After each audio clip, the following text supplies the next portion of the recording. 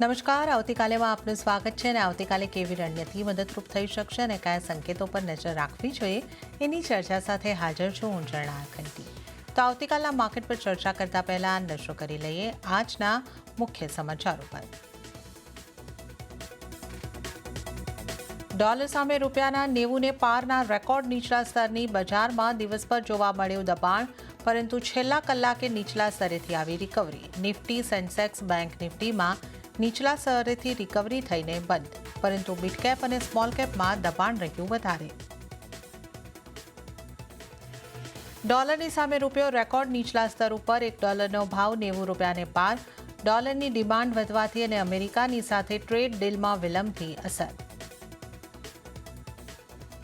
આજે પીએસયુ બેંકમાં નફા વસૂલી. ઇન્ડેક્સ 3% ઘટ્યો. ઇન્ડિયન બેંક અને પીએનબી વાયદાના ટોપ લૂઝર્સમાં થયા સામેલ. સાથે જ ઓટો, કન્ઝ્યુમર ડ્યુરેબલ અને ડિફેન્સ શેર્સમાં પણ નરમાશ, પરંતુ રૂપિયામાં ઘટાડાથી આઈટી શેર્સમાં રહી ખરીદારી. અને નબળા બિઝનેસ અપડેટથી તૂટ્યો એન્જલ વન. શેર લગભગ 6% તૂટીને બન્યો વાયદાનો ટોપ લૂઝર. નવેમ્બરમાં મંથલી ગ્રોસ ક્લાયન્ટ એક્વિઝિશન 11%થી વધારે ઘટ્યા અને ત્યાં જ ઓર્ડરની સંખ્યામાં પણ 12%થી વધારેનો આવતો ઘટાડો. અન્ય કેપિટલ માર્કેટ શેર્સમાં પણ દબાણ. ઇન્ડેક્સ 2% ઘટ્યો. આજના બજારની વાત કરી લઈએ તો રૂપિયાના દબાણની અસર આપણને આજે માર્કેટ ઉપર જોવા મળી અને આજે પણ બજાર આપણને લાલ નિશાનમાં જ બંધ થતા જોવા મળ્યા છે, પરંતુ દિવસભર બજારમાં લાલ નિશાનમાં કારોબાર હતો અને છેલ્લા કલાકમાં રિકવરીનો પ્રયાસ થતો જોવા મળ્યો. અને આપણે જોઈએ તો સેન્સેક્સની વાત કરીએ તો બિલકુલ ફ્લેટ ક્લોઝિંગ થતું જોવા મળ્યું છે. 0.04% એટલે કે 31 પોઈન્ટના દબાણ સાથે સેન્સેક્સ 85,106 ઉપર બંધ થયો છે. વાત નિફ્ટીની કરીએ તો અહીંયા આગળ 46.18%નું દબાણ બન્યું. 25,986 ઉપર નિફ્ટીનું ક્લોઝિંગ થયું છે. અને મિડ કેપની વાત કરીએ તો અહીંયા 1% આસપાસનું દબાણ બન્યું અને 60,315 ઉપર મિડ કેપનું ક્લોઝિંગ થયું છે. અને બેંક નિફ્ટી 0.13%ની મજબૂતી સાથે લીલા નિશાનમાં બંધ થવામાં સફળ રહ્યો છે. 59,348 ઉપરનો ક્લોઝિંગ અહીંયા આગળ આપણે જોઈ શકીએ છીએ. એડવાન્સ ડિક્લાઇન રેશિયો જે છે એ નેગેટિવ રહ્યો છે. 875 માત્ર શેર એવા રહ્યા કે જ્યાં લીલા નિશાનમાં કારોબાર થયો અને એની સામે 2,055 શેર એવા રહ્યા કે જ્યાં લાલ નિશાનમાં દબાણ સાથે કારોબાર બંધ થયો છે. હવે નિફ્ટીના ટોપ લૂઝર્સ અને ટોપ ગેનર્સના ઉપર આપણે નજર કરી લઈએ. ટોપ લૂઝરથી જો આપણે શરૂઆત કરીએ, મેક્સ હેલ્થકેર 2.82%ના દબાણ સાથે આજનું ટોપ લૂઝર કાઉન્ટર બન્યું છે. અને ત્યારબાદ અદાણી એન્ટરપ્રાઇઝમાં પણ 2.22%નું દબાણ બન્યું છે. બીએલમાં પણ 2.20%નું દબાણ અને ટાટા કન્ઝ્યુમર પ્રોડક્ટ્સમાં 1.91%નું દબાણ બન્યું છે. અને ત્યારબાદ એમએનએમ, શ્રીરામ ફાઇનાન્સ, ઇન્ટરગ્લોબ એવિએશન અને ટાઇટનને જોઈ લો, ત્યાં પણ લગભગ 0.25%ની આસપાસના દબાણ બનતા જોવા મળ્યા છે. વધનારા શેરની જો આપણે વાત કરીએ, આજે વિપ્રો આજનો ટોપ ગેનર રહ્યો છે 1.81%ની મજબૂતી સાથે. ટીસીએસ 1.41%ની મજબૂતી. આઈસીઆઈસીઆઈ બેંક 1.35% મજબૂત અને હિન્ડાલ્કો 1.17% મજબૂત થયું છે. Infosys, HDFC bank, axis bank અને ડોક્ટર રેડ્ડીઝમાં જો આપણે જોઈએ તો અહીંયા 0.5% મજબૂતી આપણને જોવા મળી છે. તો આપણે ટોપ ગેનર, ટોપ લૂઝર કાઉન્ટર જોઈ લીધા અને હવે આવતીકાલના બજારની ચર્ચા કરવા માટે આપણી સાથે જોડાઈ રહ્યા છે બુલવેવ રિસર્ચ ફર્મના અમિત પસ્તાકિયા. અમિતજી, સ્વાગત છે આપનું સીએનબીસી બજાર પર. અને એક દબાણ તરફનું સેશન આજે આજનું રહ્યું છે, પણ છેલ્લા કલાકમાં થોડી રિકવરીનો પ્રયાસ તો ચોક્કસપણે થયો અને નિફ્ટી જે છે એ પણ 26,000 સુધી નથી પહોંચી શકી. 25,986 ઉપરનું ક્લોઝિંગ આપણને થતાં જોવા મળ્યું છે. તો હવે આપ નિફ્ટીની ચાલને કઈ રીતે જોઈ રહ્યા છો અને નિફ્ટી માટે આગળ આપની કઈ રીતની સલાહ રહેશે? આપણે જો એક ટેકનિકલ વ્યૂ જોઈએ નિફ્ટી ઉપર, તો નિફ્ટી હાલમાં એક ટ્રેન્ડ લાઇન ઉપર સપોર્ટ આવી રહી છે.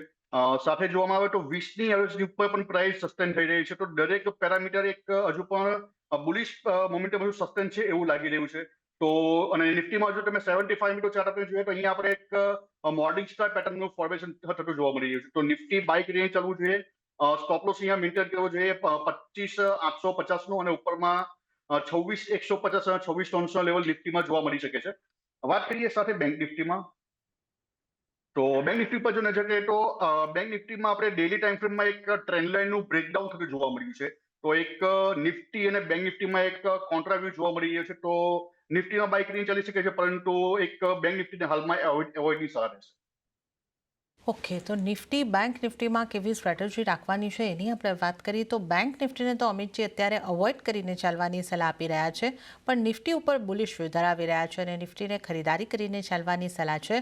ટાર્ગેટ તેઓ જોઈ રહ્યા છે 24,150 અને 24,300 સુધીના, અને સ્ટોપ લોસ 25,850નો રાખવાની સલાહ નિફ્ટી માટે અહીં આગળથી અમિતજી તરફથી મળતી જોવા મળી રહી છે. તો આપણે નિફ્ટીની સ્ટ્રેટેજીની વાત કરી. હવે સ્ટોકની જો આપણે વાત કરીએ તો અમિતજી, આજે જે ખાસ દિવસ દરમિયાન ચર્ચાનો વિષય રહ્યો એ રેકોર્ડ લો થતો રૂપિયો રહ્યો, અને આપણે આજના દિવસમાં જોયું કે રેકોર્ડ પર રેકોર્ડ રૂપિયાનું દબાણ વધતું ગયું. એની ઇમ્પેક્ટ આઈટી સ્ટોક્સ માટે એક પોઝિટિવ આવતી હોય છે, અને એ કદાચ એ જ રીઝનથી આજે આપણે નિફ્ટી 50ના ટોપ ગેનર્સમાં આઈટી સ્ટોક્સ જોઈ રહ્યા છે. વિપ્રો 1.81% મજબૂત થયું છે, TCS 1.41%, ઇન્ફોસિસ 1.13% જેટલો મજબૂત, અને સ્ટોક્સ પણ આઈટીમાં મજબૂતી સાથે કામકાજ કરી રહ્યા હતા. તો આઈટી સેક્ટરમાંથી કયા સ્ટોક પર તમે ધ્યાન રાખી રહ્યા છો, અને અહીંયા આપ કઈ રીતે જોઈ રહ્યા છો? આવનારા દિવસોમાં આઈટી સેક્ટર માટે એક બુલિશ મોમેન્ટમ હોઈ શકે છે, અને અગાઉ પણ ઘણીવાર એક TCS અને ઇન્ફોસિસ બાઇંગ માટે રેકમેન્ડ કર્યા હતા બોટમથી. અને જો વાત કરીએ TCS ઉપર, તો TCSમાં આવનારા દિવસોમાં એક હું 3225નું જો બ્રેકઆઉટ થાય તો ઉપરમાં 3450 સુધીના લેવલ TCSમાં જોઈ રહ્યો છું. દરેક ઘટાડે આ TCS બાય કરીને ચાલવું જોઈએ. વાત કરીએ ઇન્ફોસિસ માટે, તો ઇન્ફોસિસમાં જો વીકલી ચાર્ટ ઉપર નજર કરીએ આપણે, તો વીકલી ચાર્ટમાં એઝ પર ઇલિયોટો એક ફ્લેટ કરેક્શન પેટર્નનું ફોર્મેશન ઓલમોસ્ટ કમ્પ્લીટ છે, અને ત્યારબાદ આપણે એક ટ્રેન્ડ લાઇનનું બ્રેકઆઉટ પણ જોવા મળ્યું છે. જોઈએ આપણે મૂવિંગ એવરેજની ઉપર, તો એક દરેક ટાઈમ ફ્રેમમાં આપણે વીકલીમાં એક 89 એવરેજ ઉપર આપણે બ્રેકઆઉટ જોવા મળ્યું છે ઇન્ફોસિસમાં. તો એક બુલિશ મોમેન્ટમ ઇન્ફોસિસ માટે પણ જોઈ રહ્યા છે. ઉપરમાં 1690, અને જો એના બ્રેકઆઉટ થાય તો ઉપરમાં 1800 સુધીના લેવલ ઇન્ફોસિસમાં જોવા મળે છે. ઓકે, તો TCS અને ઇન્ફોસિસ માટે અહીં આગળથી ખરીદારી કરીને ચાલવાની સલાહ છે. TCS માટે 3,450ના ટાર્ગેટ બનતા દેખાઈ શકે છે, ઇન્ફોસિસ માટે 1690 અને ત્યારબાદ 1800 સુધીના. આ બંને સ્ટોક માટે સ્ટોપ લોસ કેટલા રાખવાના રહેશે અમિતજી? વાત કરીએ ઇન્ફોસિસમાં, તો ઇન્ફોસિસમાં એક 1400નો સ્ટોપ લોસ મેન્ટેન કરવો જોઈએ, અને TCSમાં નજર કરીએ તો TCSમાં 2850નો સ્ટોપ લોસ મેન્ટેન કરીને આ સ્ટોક દરેક જગ્યાએ બાય કરી છે. ઓકે, TCS અને ઇન્ફોસિસને અહીં આગળથી ઘટાડે બાય કરીને ચાલો. ઇન્ફોસિસની જો વાત કરીએ તો 1800 સુધીનો ટાર્ગેટ અને 1400નો સ્ટોપ લોસ તમારે ધ્યાને રાખવાનો રહેશે.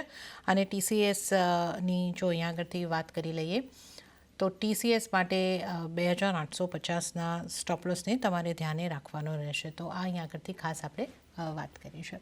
અને હવે આપણે વધારે સ્ટોક્સની ચર્ચા કરી લઈએ. જ્યારે આપણે વાત કરી રહ્યા છીએ રૂપિયાના ઘટાડાની, તો બેંક્સ ઉપર પણ એની અસર આવતી હોય છે, પણ બેંક્સમાં આજે આપણે પ્રાઇવેટ બેંક અને PSU બેંકની અલગથી વાત કરીએ, કારણ કે પ્રાઇવેટ બેંકમાં આજે ખરીદારી દેખાય છે. ICICI બેંક 1.35% મજબૂત, HDFC બેંક પણ 1% મજબૂત, કોટક મહિન્દ્રા બેંકમાં હલકી મજબૂતી હતી. તો આ બધી બેંકો આપણને આજે પોઝિટિવ સાઇડ, એક્સિસ બેંક પણ 1% મજબૂતી દર્શાવી રહી હતી.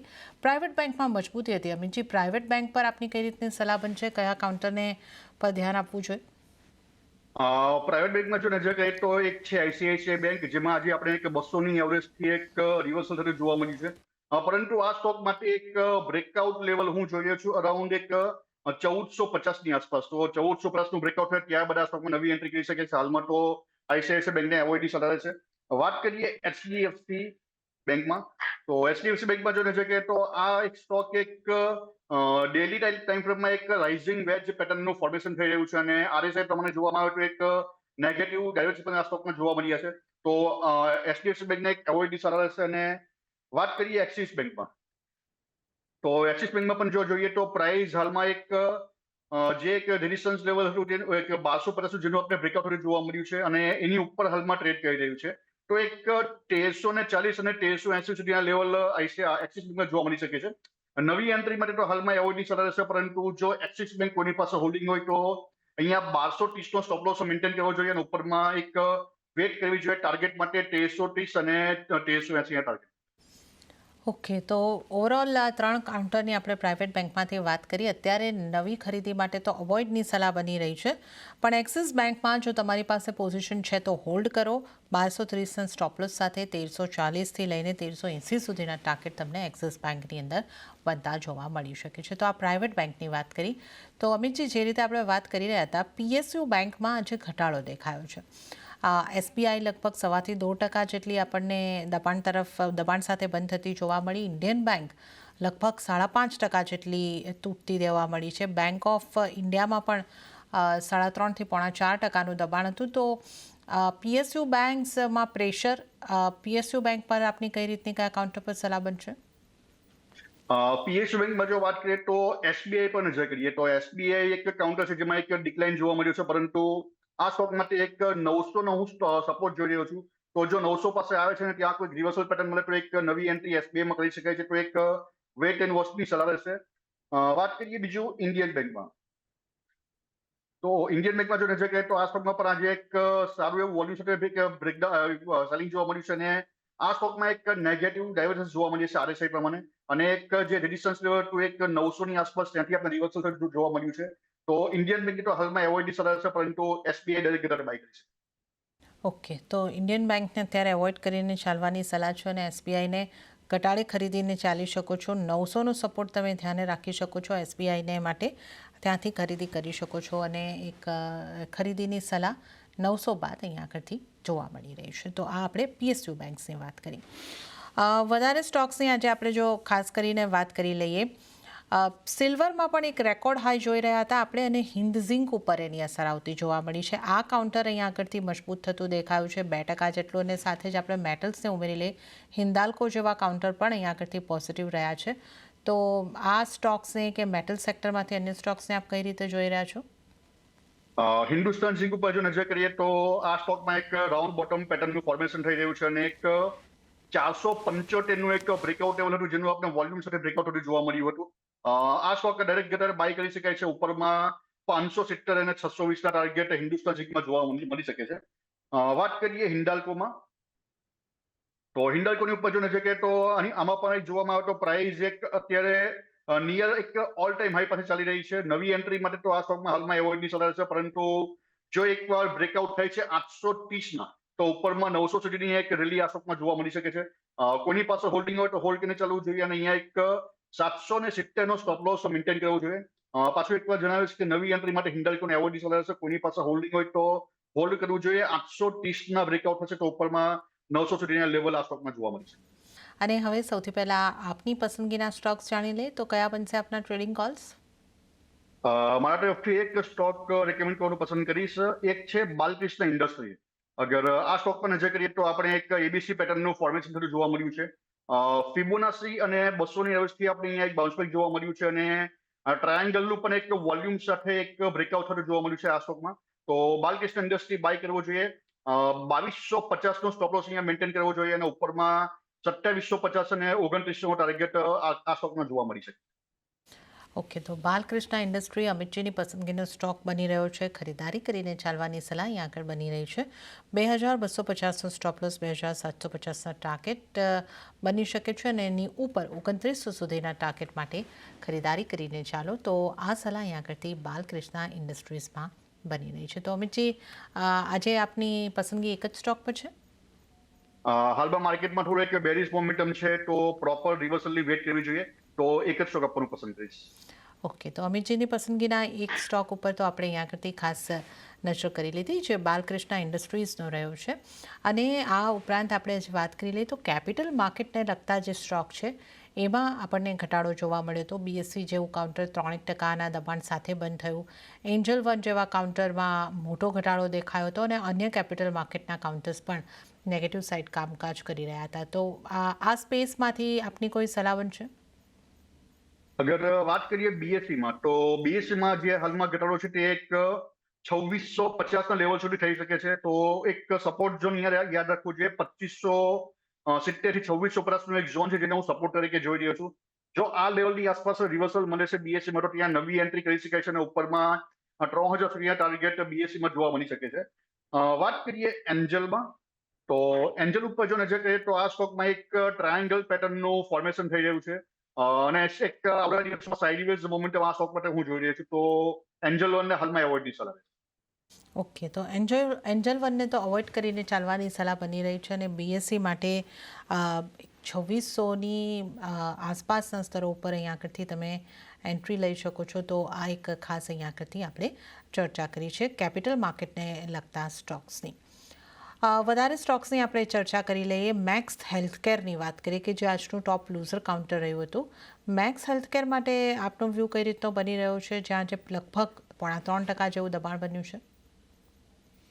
મેક્સ સર્કિટમાં જોવામાં આવે તો પ્રાઇસમાં એક ઇન્વર્ટેડ એબીસી પેટર્નનું ફોર્મેશન થઈ રહ્યું છે, અને જે એક પ્રીવિયસ લો હતો એની અરાઉન્ડ એની આસપાસ જ પ્રાઇસ હાલમાં ટ્રેડ કરી રહી છે, અને આ સ્ટોકમાં એક ડિક્લાઇન ઓલમોસ્ટ હું જોઈ રહ્યો છું એક 1000 લેવલ સુધી. તો 1030નું લેવલ એકવાર એચિવ થઈ શકે છે. તો હાલમાં તો કોઈ પણ પ્રકારની નવી એન્ટ્રી માટે આ સ્ટોકને એવોઇડની સલાહ રહેશે. ઓકે, તો મેક્સ હેલ્થને તો અવોઇડ કરીને ચાલવાની સલાહ બની રહી છે. એફએમસીજી સ્ટોક્સની વાત કરીએ, અહીંયા પણ મોટાભાગના સ્ટોક આપણને દબાણ તરફ કામકાજ કરતા જોવા મળ્યા. ટાટા કન્ઝ્યુમર પ્રોડક્ટ્સમાં લગભગ 2%ની આસપાસનું દબાણ હતું. કોલપાલને જોઈએ તો 2% કરતાં વધારેનું દબાણ હતું. નેસ્લે ઇન્ડિયા 1.25%ની આસપાસનું દબાણ, અને એચયુએલમાં પણ 1.25%ની આસપાસનું દબાણ. તો એફએમસીજીમાં પણ પ્રેશર છે. આ સ્પેસમાંથી કઈ રીતની કયા સ્ટોક પર આપની સલાહ બનશે? વાત કરીએ હિન્દુસ્તાન યુનિલિવરમાં તો એક સપ્ટેમ્બર મહિનાથી આ સ્ટોક એક સાઇડવેઝ કરેક્શન પેટર્નમાં એક એન્ટર થઈ ચૂક્યો છે, અને આવનારા દિવસમાં હજુ પણ આ સ્ટોકમાં એક સાઇડવેઝ મોમેન્ટમ જોવા મળી શકે છે. તો એચયુએલને તો હાલમાં એવોઇડની સલાહ રહેશે. વાત કરીએ નેસ્લે ઇન્ડિયામાં, તો નેસ્લે ઇન્ડિયામાં જો નજર કરીએ તો આ સ્ટોકમાં એક આપણે ડેલી ટાઈમમાં ટ્રાયંગલનું બ્રેકડાઉન થતું જોવા મળ્યું છે, અને એક વોલ્યુમ સાથેની કેન્ડલ આજે જોવા મળી હતી. ફર્ધર ફોલ આ સ્ટોક માટે પોસિબલ છે અપ ટુ 1200 લેવલ સુધી, અને જો 1200નું બ્રેકડાઉન થાય તો એક 1150 સુધીનું એક ડિક્લાઇન નેસ્લે ઇન્ડિયામાં જોવા મળી શકે છે. વાત કરીએ કોલપાલમાં,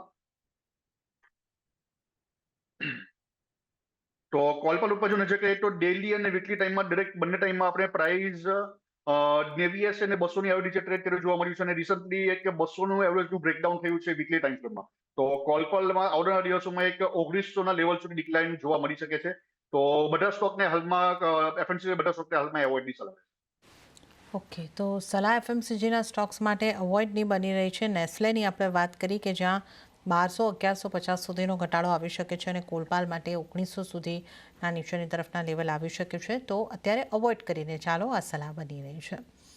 આગળ આપણે વધારે સ્ટોક્સની ચર્ચા કરી લઈએ. ઇન્ટરગ્લોબ એવિએશન એટલે ઇન્ડિગોની વાત કરી લઈએ. આ સ્ટોકમાં પણ આપણે સતત દબાણ બનતું જોઈ રહ્યા છે.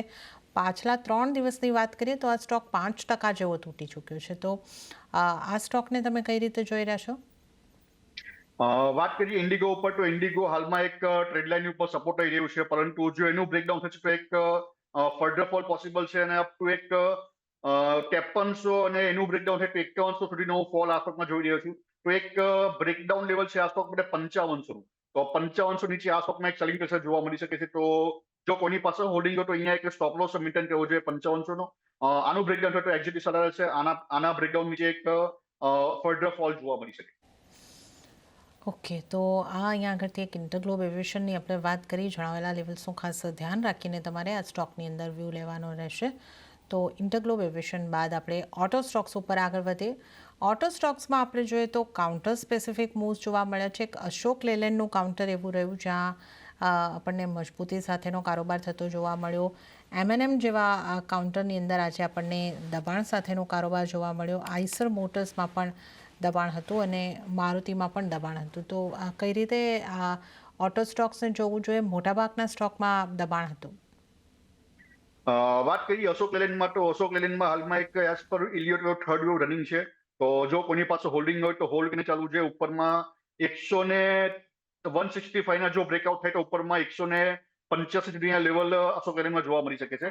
વાત કરીએ મારુતિમાં, તો આ સ્ટોકમાં એક હાલમાં એક ઇન્વર્ટેડ એબીસી પેટર્નનો હું ફોર્મેશન જોઈ રહ્યો છું, અને જો આપણે નજર કરીએ એક નાના ટાઈમ ફ્રેમમાં, તો એક બ્રેકડાઉન લેવલ છે આ સ્ટોક માટે 15700. તો 15700 જો બ્રેકડાઉન થશે તો એક પ્રીવિયસ લો જે હતો ત્યાં સુધી આપણે એક 15200 સુધીના લેવલ આ સ્ટોકમાં જોવા મળી શકે છે. વાત કરીએ ટાટા મોટરમાં,